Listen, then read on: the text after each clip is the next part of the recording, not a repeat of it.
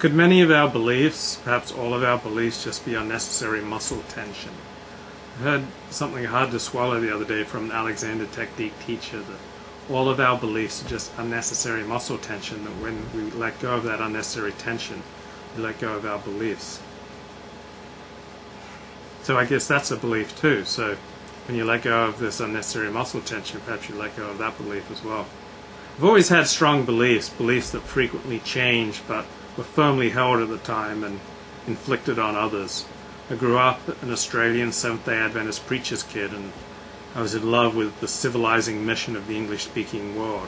In particular, I loved the examples of liberty set by England and by the United States. In college, I flirted with Marxism for a couple of years.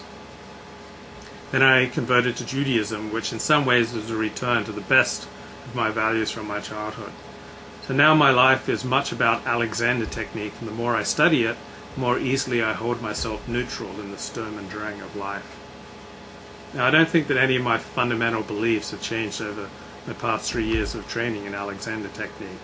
I still hold to one all-powerful, eternal, morally demanding deity who created the universe, gave the Torah to his chosen people Israel, so that they can influence the world with ethical monotheism. What's changed is that sometimes I can say that sentence without tightening my neck. Now, in my Alexander Technique teacher training course, I noticed that virtually nobody outside of the teachers and the third-year students can speak without constricting themselves. The more difficult the topic, the more we tend to tighten and to pull down. But when we're speaking out of our most firmly held beliefs, we are the most rigid. By contrast, those who are poised in their bodies tend to be poised in their thinking and their speaking. Those who are stiff in their thinking tend to be stiff in their bodies. Those who are stressed and anxious and angry are always tightening their necks, tipping their heads back, debauching their kinesthesia, compressing their torso. So I've learned that I don't have to agree 100% with any statement to find it useful. The idea that our beliefs are just unnecessary body tension is useful.